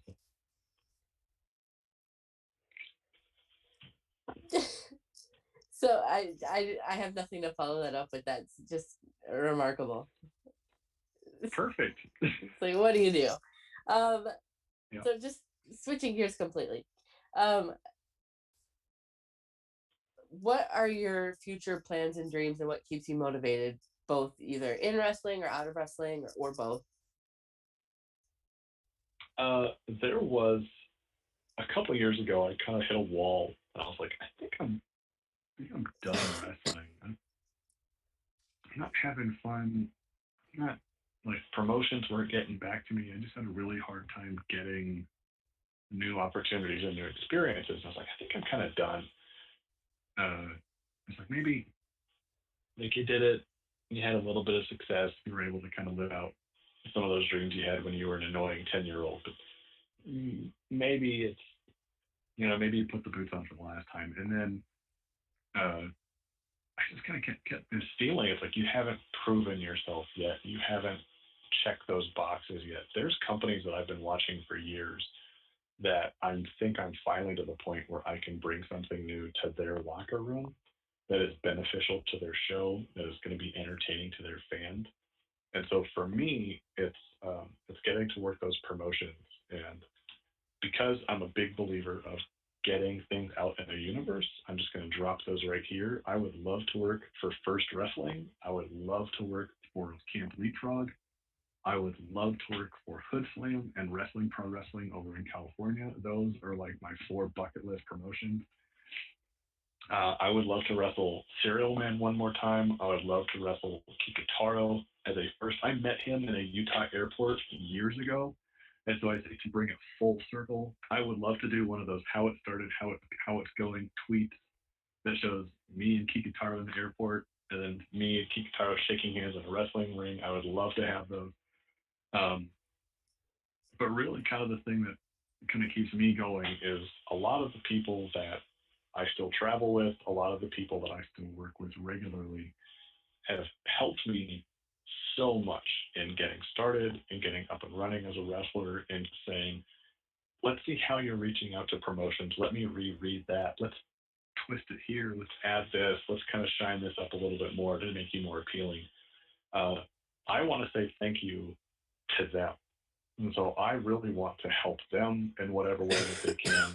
If it's helping them with shirt designs or merch designs, if it's hey, I'm getting booked here. I need 2 other people that want to jump in the car. Are you free? It's kind of help giving back is what they've helped me with. Giving it back to them, and then also showing uh, like, hey, I'm paying attention, and the things that you have taught me, I'm learning and I'm putting them into practice.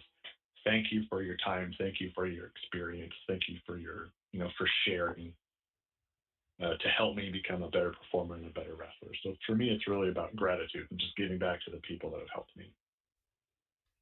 So Who? Go ahead. Oh, sorry. I was gonna say, who would you put in your wrestle car if you had to drive to Minot, North Dakota? Minot, North Dakota. Who could you be in a car with for that long? For that long.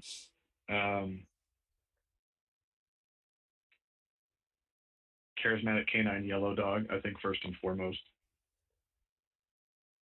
I'm trying to think who else. I would say Donnie Pepper Cricket, which I think you've interviewed on him before, but he falls asleep 10 minutes in any car ride. So if he's driving, that's very dangerous for the rest of us.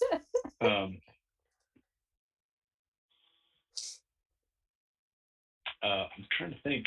I don't know. Like, I drive so much by myself that I'm just like, I'll just jump in the car and I'll drive 7 hours, 8 hours somewhere. Who cares? Let's have fun. Like, I just enjoy those experiences. But the people that I've driven with most recently have been Jason Strife, Nikki Scent, and Yellow Dog. We make regular trips into Minnesota or into Sioux Falls with those guys. So outside of wrestling, like, what are your hobbies? What do you enjoy doing? What do I enjoy doing? So I don't get to stream it very often, but I do enjoy playing computer games. I do enjoy playing video games. I do a lot of drawing. I am a professional and freelance graphic designer. So if you see anything on my Twitch stream, some of the matchup graphics that you're seeing kind of at the bottom of this Twitch stream here, I did those. And so I work in Adobe Illustrator and Adobe Photoshop regularly. That's really kind of what it is. That's really what I do in loading time. Indeed. I enjoy your graphic design work. The stack logo is a Tim Boston design special. So it is. It's great. That was the one thing. It's great to see. Like, you and I can enjoy that logo and we can really appreciate. Hey, this is great. I like it. And then when you put it out into the public space and people jump on it, they go, "Oh, that's awesome, man!" That's a great feeling. That's one of the best top 3 feelings in the world is when you can put something out there and people love it. I love it. It's my logo, but it's also like it's in part like your logo. Like, you did that for me, and I appreciate it. It's wonderful.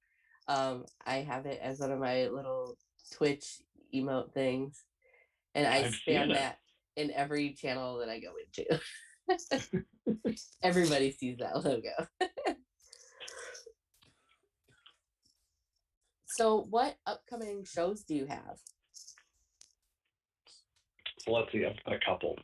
This Saturday at Magnum Pro, we're actually doing a show called Brood Awakening, which is at a beer house, the Rathskeller Beer House in Omaha, Nebraska. In June, though, I did have some dates open up. June 5th and June 12th, those are empty for me. I'll be wrestling at PWP Live in Benson, Nebraska on the 11th. I make a new city, new state, new promotion debut on the 26th, Rock Falls, Illinois, with Homegrown Wrestling.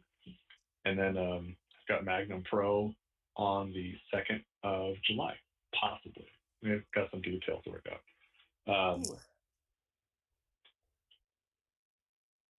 Yeah, that's kind of where I'm at right now. Magnum Pro, if there's ever a Saturday that I'm not booked somewhere, I run up and do their Patreon tapings, which you can do their Patreon for $5 a month.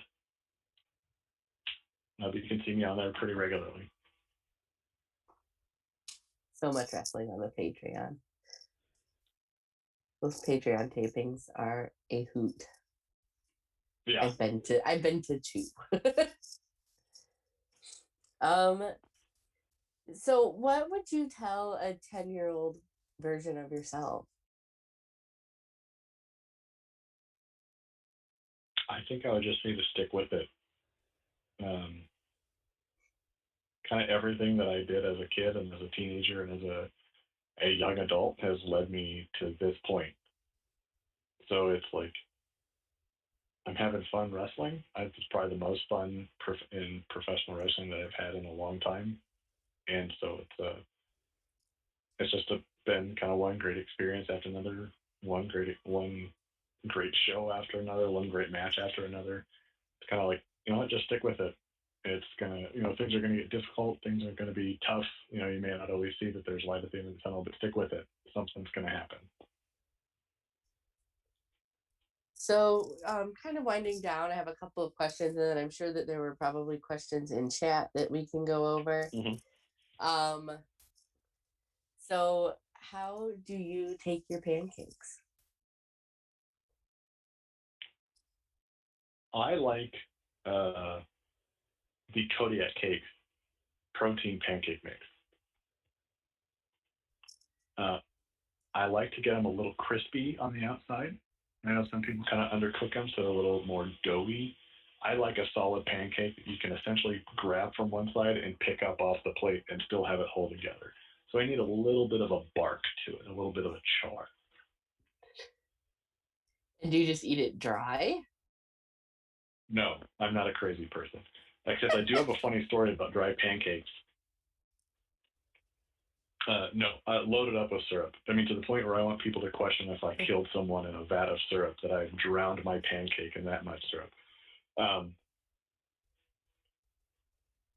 We've had a couple people on here that have eaten their pancakes dry, like no butter, no syrup, nothing. I don't know how. A story that I'm seeing that Ricky Gibson.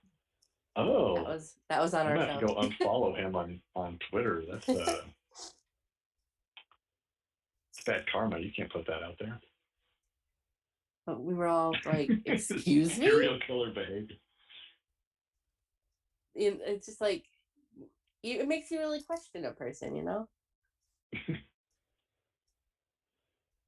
So you're a big syrup guy on your crispy Kodiak cakes. Mm-hmm. Do you use just regular maple syrup, or do you use any sort of flavored syrups? I do like the flavored syrups. Like there's some that kind of have like a cherry to them, or there's some that have like that kind of like heavy. It's like a maple vanilla, I think, kind of mix. You know what? Any syrup I'm good with. Yeah. Oh, and I do put a little bit of peanut butter. If I have a stack of pancakes going, kind of take a nice spread of peanut butter between the pancakes. It's good. It's good quality living to me. I've done that before. I've made pancakes and then not had regular syrup, and I've used like caramel ice cream topping. Yeah. Have you ever put applesauce on your pancakes? One time I had Danny make me cinnamon apple pancakes, so kind of. Yeah. Growing up, someone was like, put applesauce on your waffles, and I'm like, no, there's no way this tastes good. And I've kind of carried it over into applesauce on pancakes, and yeah, pretty good. So I'm gonna set like a scene for you. So like imagine yourself, you're like, I'm hungry and I kind of want something sweet, and you're like, I think that I'm gonna go to the store and get some cookies. Mm-hmm. And you go to the store and you're looking at the cookie aisle and you're like, you know what? I want America's favorite cookie. I'm an American and I want Oreos. And you're looking at the wall of Oreos. There's different flavors and types. I know they make like chocolate covered ones now. Mm-hmm. But you're like, I'm gonna settle on like just a classic flavor of Oreo. Like, are you going like single stuff or are you going double stuff? Double. My man. Mm-hmm. That is the unofficial correct answer to that question. Do they also make a triple stuff, or am I they make like a am I not remembering it? Yeah. With like, see, to me, I don't think you can do it. I think you have to give it a number. You've already said it's double. So what's mega? 3 times? 4 times? Just say that. I feel like at one point I had seen that some school class, I even wonder if it was in Nebraska, but I could be wrong, took the cream out of a double stuffed Oreo to decide if it was really double stuffed, and it was not really double stuffed.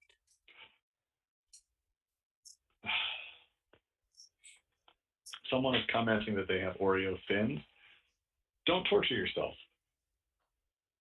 Why would To you me, do it's either that? eat the whole hog Oreo or don't eat it at all. Don't torture yourself like that. I recently, like, you can get like the little bags of Oreos, and they have like they're covered in chocolate. It's like they went bloop, and then you just have chocolate Oh, covered Oreos. And I'm not gonna lie, they're pretty good. yeah. I had the blonde Oreos, the ones with like the vanilla cookies. Oh yeah, I didn't really care for those. you're not a golden Oreos kind of guy. I don't. I want to. If there were no other Oreos to eat, yeah, I'd eat them. But if there was like, here's a stack of regular Oreos and here's a stack of these golden abominations, I gotta go with the regular ones. Golden abominations. Have you done any of like the flavored Oreos at all? The red velvet ones are really good. Um, I don't know. I got the Pride ones, and there was something about like the coloring, like the filling seemed a little more waxy, and I think it was to keep the flag colors in order and not to kind of have it blend together in this weird Yeah. kind of off brown filling. Uh, but I don't know, they tasted waxy, almost like it was like a Play-Doh Oreo that I'd gotten tricked into eating. Joke's on you. Hmm. So, do we have any questions from the chat? Well, of course we do. Of course we Brilliant. do. So Well, yeah. some of them have been answered already. But that's okay. That is okay. We will still give these people their shout outs during this time. So the first question I think was kind of half answered, and it comes from Sudog83, who asks, favorite wrestling Bam him, match kick him out you've of here. favorite wrestling match you've been in, and also your favorite match that you have seen.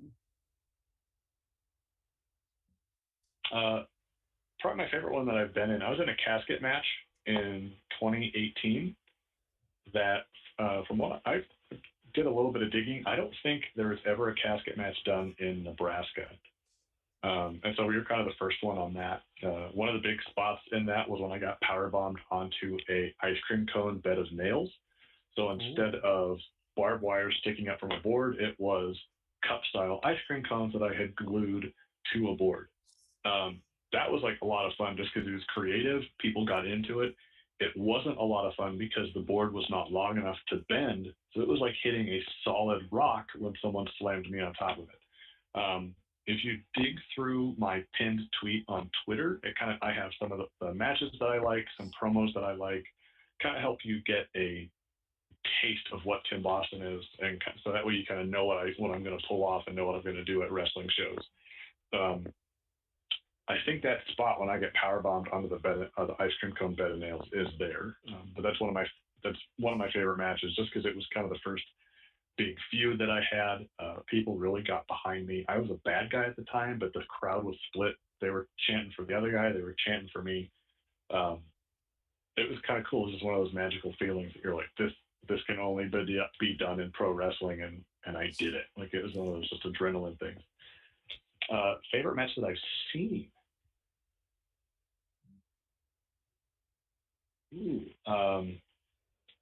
Probably Toru Yano versus Colt Cabana at Ring of Honor when they were in Chicago. Nice. Mm-hmm. Okay, this next one is from Pete Sanctions. You've basically answered both of them. The first one was bucket list matches and opponents. We heard you run through those. We heard you talk about some promotions that you want to wrestle in. I'll tweak his second question and say, where in the U.S. or in the world, where else do you want to actually wrestle in, destination wise?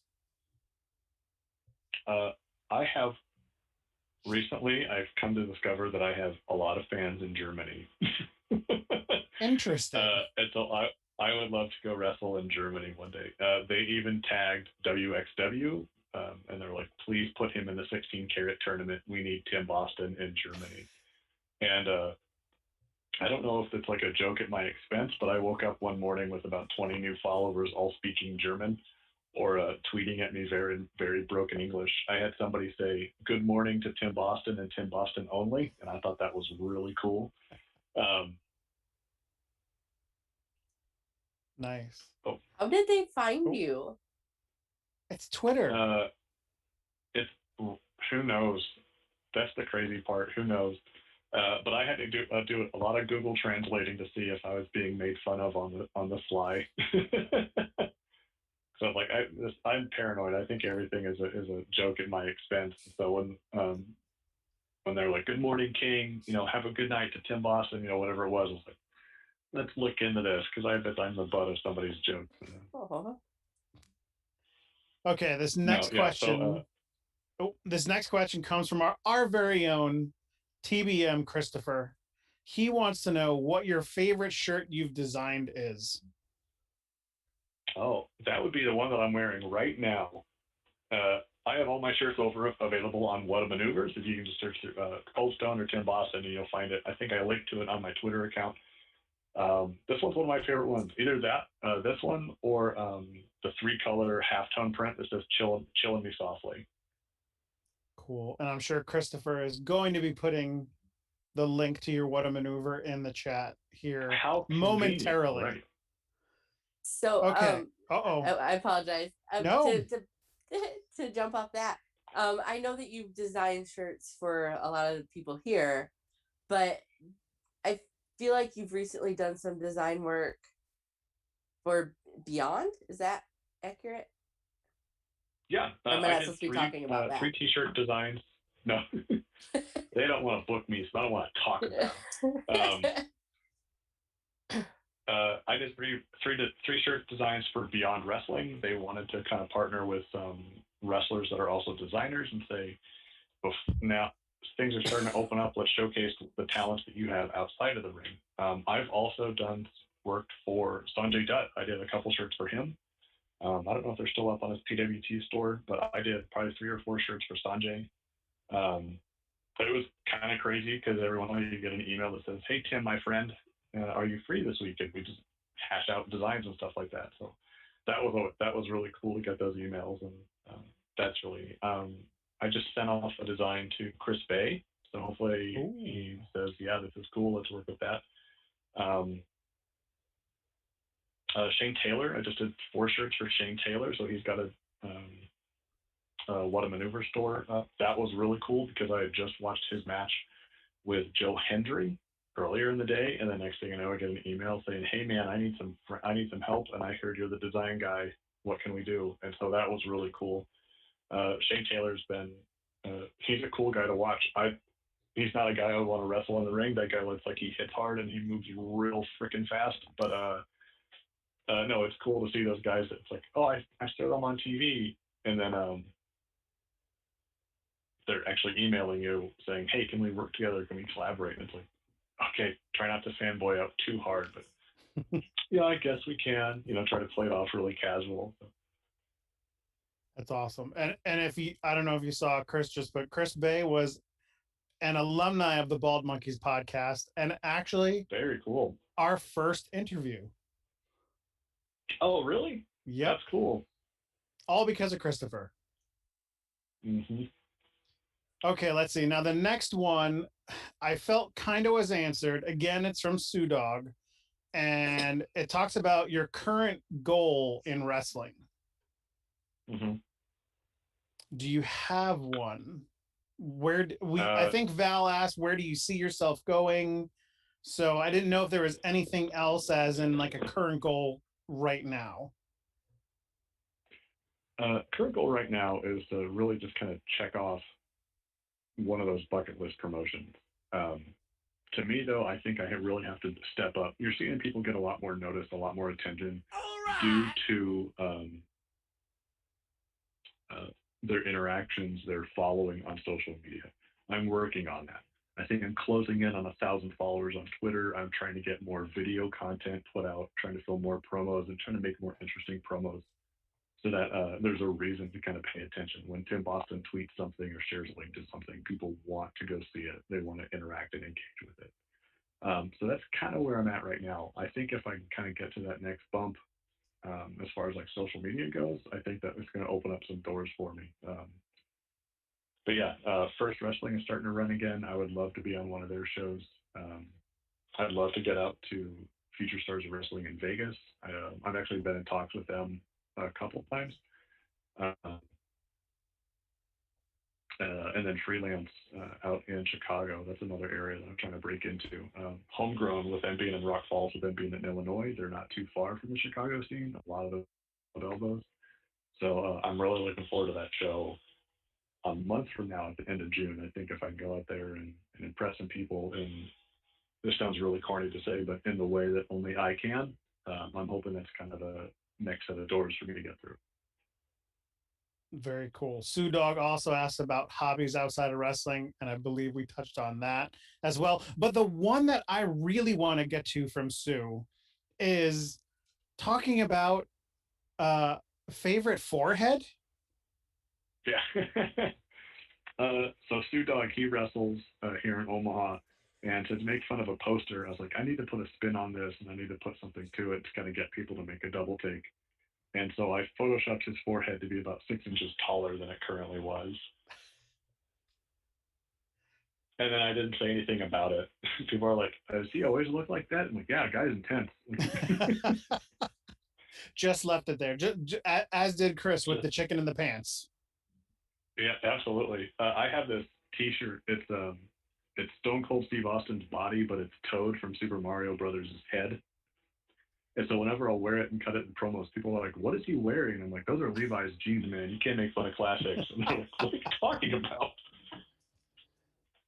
Okay, well, that was all the questions that we had from the chat. But oh, I did see one come through that was like, "How did you recognize Kikataro in the airport?" Okay. So, we were both in the Utah airport in 2017. I think maybe 2018.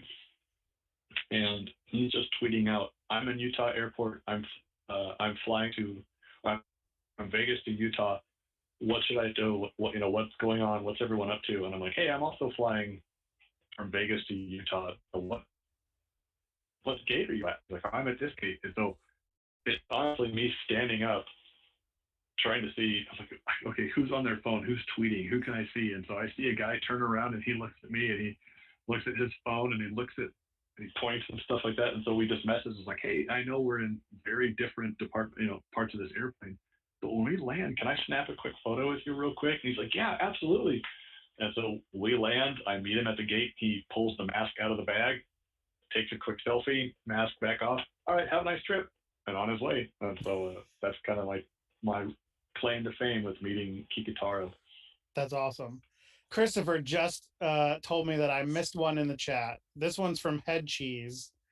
126. Yep, there you go. The question is, thoughts on the Shrek 2 soundtrack, and also, what is your favorite ice cream topping? See, that's the thing. I think Shrek 1 was such a success and really caught people off guard. It was the overly commercial Disney style of animated comedy drama. And so I thought the Shrek 2 soundtrack, I don't know, I think as far as like the soundtracks go, I think I got to go with 1. I think the 1 is the better one. I don't know. I'm a big soundtrack person. I love kind of like those collections of songs. So it's fun. But as far as like, I really can't think of like what the big hit song off Shrek 2 soundtrack is. Maybe probably good, but not that memorable. Favorite ice cream topping? More ice cream. I think that's a good topping. Okay. So Chris, if I'm there we go. And Chris just popped in the picture. Man, he is on it. Fast. You can see how fast we were moving because nothing's focused. In and out. Okay, so Tim, I want to know, are you ready for the lightning round? 10 questions, as quick as you can. 10 questions? I've got 3% battery on my headphones. Let's do this. Bam, let's do it. Okay, question number 1. Is it wrong for a vegetarian to eat animal crackers? No. Do you snore? Yes. What is your favorite TV channel? Cartoon Network. Okay. Fastest speed you've ever driven in a car? 115. A very important question. Are cats assholes? Yes. That's a capital yes. Have you ever stolen anything? Yes. Favorite board game to play? Monopoly. You mentioned you like stand-up comics when you're listening to them in the car. What's your favorite stand-up comic? Oh, Patton Oswalt is probably heads and tails the one I go to the most. Okay. Tacos, hard shell or soft shell? Yes. And the last one, here we go. Are you annoyed that we don't have flying cars like in the Jetsons and Back to the Future and teleportation like in Star Trek? No, I saw someone pull out of a parking spot yesterday and sideswipe 2 cars. I don't want that happening in the air. No, I'm not disappointed we don't have flying cars. Well, that is the 10 questions. That's a lightning round. Thank you. Bam. And hopefully we're in before the 3% is over. I think we're good. I think we're in by the hair. Well, I can't really say that. Hair of my chinny chin chin. I got a little bit of space to go with. But we got 1% left. So it took 2% whole battery points. But no, we're good. That was fun. Well, Val, back to you. Well, on that note, this has been The Stack. I'm Val Pancakes, and this has been Tim Boston. And please follow him on all social media outlets and check out his matches in Magnum Pro and Party Hard on IWTV. Thank you for joining us tonight. Thanks for having me, Val.